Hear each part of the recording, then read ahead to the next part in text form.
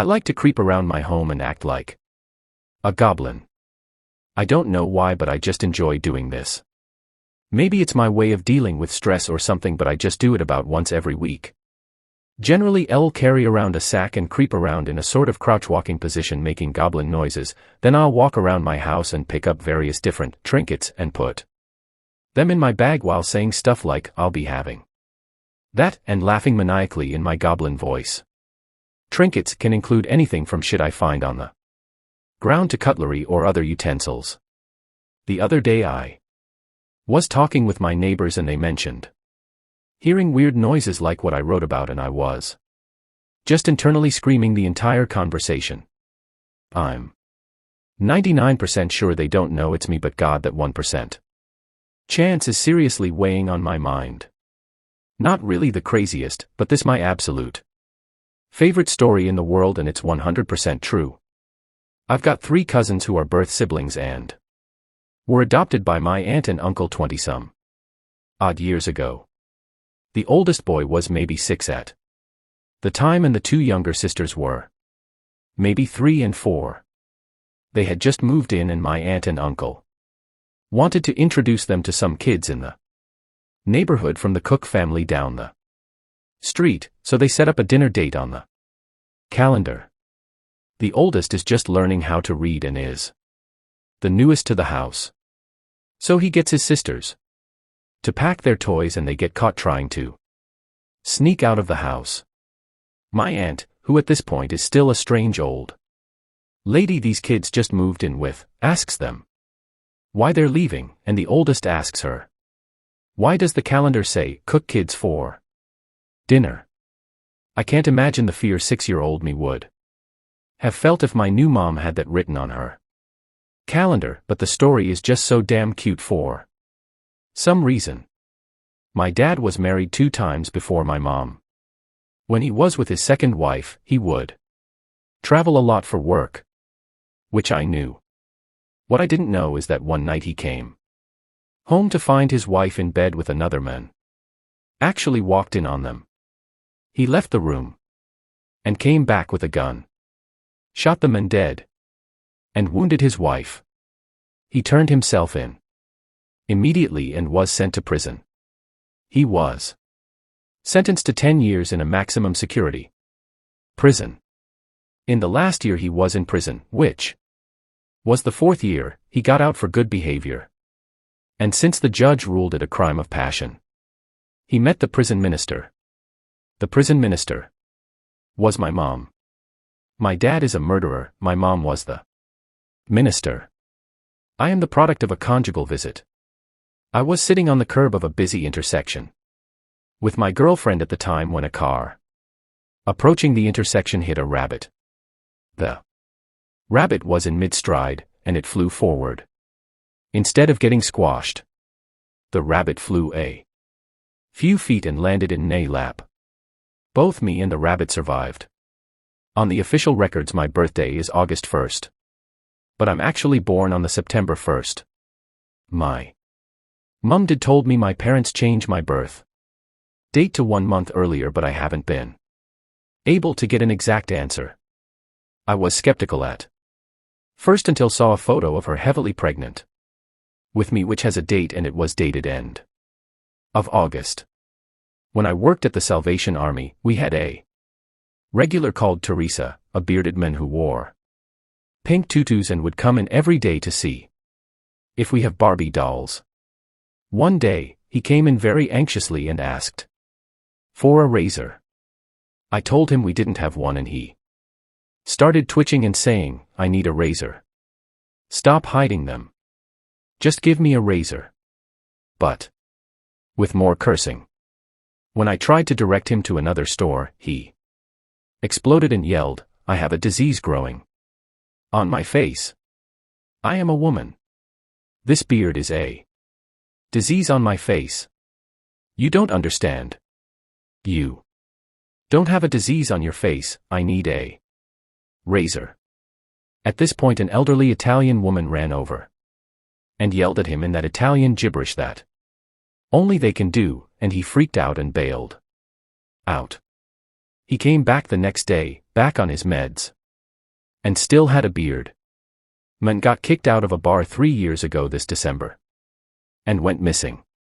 Nobody has come forward with tips. At all. He went missing from a fairly busy part of town too. This has happened a number of times in the Boston area.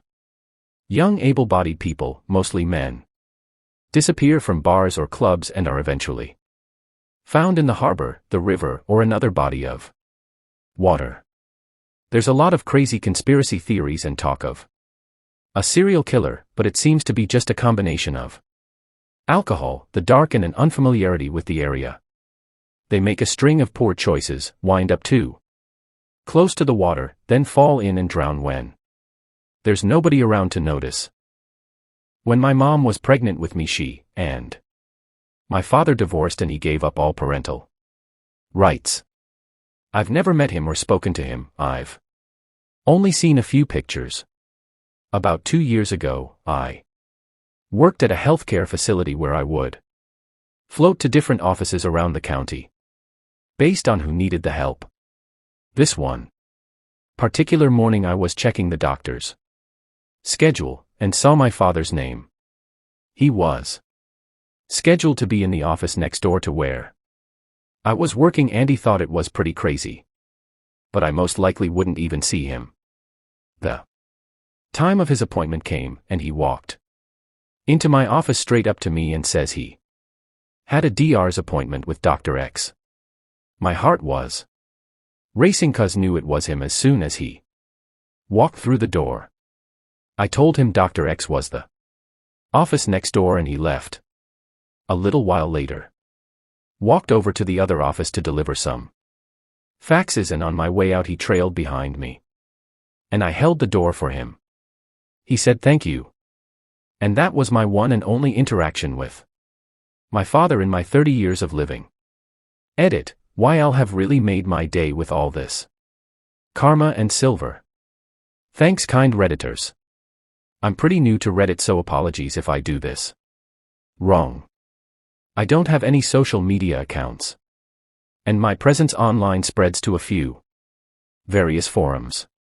Clears throat. When I was very young, I met someone who would become a lifelong friend. We lived on the same small road but went to different reception groups. How do I explain these places kids go to socialize before you go to school? All I remember was that we used to play on the same toy car, one of those big ones that someone else pushes you in. We took turns. 2 decades later, he was seriously ill. He had a few problems, and, at the time, I was worried beyond words. Not even heartbreak felt as bad as this. I jokingly asked if he wanted my kidney. At the time, I didn't know he needed one. Then we took a test thinking there's no chance. But there was a match. So I took some more physical tests to see if I could go through with donation. And that was that. Then my job took me to another country and we didn't speak much. Then he got successful through software. A year ago he was bought out by a popular company. He thanked me and cried on the phone, asked if I wanted to catch up. He organized a private jet to fly me out that evening. I was blown away by how much money he now had. He offered me a large sum for everything I did for him. So now I'm pretty much retired and I'm only 31. I decided to go into software development because it's what made him his money. I know lightning is hard to catch twice, but it's weird being able to live out my childhood dream of making games. I have property in the US and Europe now. It's very strange, and sometimes think I'm dreaming, but I just think how lucky everything was that I was a match to help my friend. Don't want to say I saved his life. He had family, but they weren't in the best physical state, I guess, that he got successful, and that he was generous enough to give me the best Life I could ever have too. Oh my god, I have so many, but I will tell you the bat story. A few years ago we were on holiday and staying in a converted barn for the week. It was late and we were playing cards when I saw something moving at the window. Now this is just recently after my beloved grandpa died, so my gran claimed it was a sign from him. What happened next?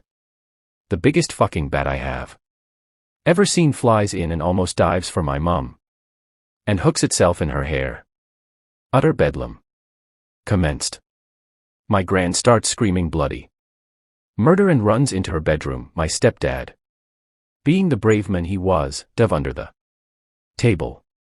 My mum shakes her head so hard to get the bat off, her fake hair comes flying off and straight into the fireplace. The bat lets go and she dives under the table too, and I'm the only one left standing using a bright pink feather duster to try and scare it off. At this moment I see my gran dart out of her room and head towards us. I think she's come to help. She grabs her whiskey bottle and darts back to her room, leaving us to deal with the bat. The movie Spanglish is based on my family. A close family friend with ties to producers in Hollywood spent a lot of time with us for about a year, researching and writing our story. Without telling us, she submitted her screenplay to her producer friends. They then got into some massive fight about something unrelated and stopped talking. The movie got sidetracked and rewritten into what it is today. No one could sue because the rewrite was generic enough to not resemble the original screenplay. The real kicker is that she only fessed up to it this last year. Can't really tell anyone about it because it's just too freaking weird. Like and subscribe for more Reddit stories like this. Drop an interesting comment to feature in my next post.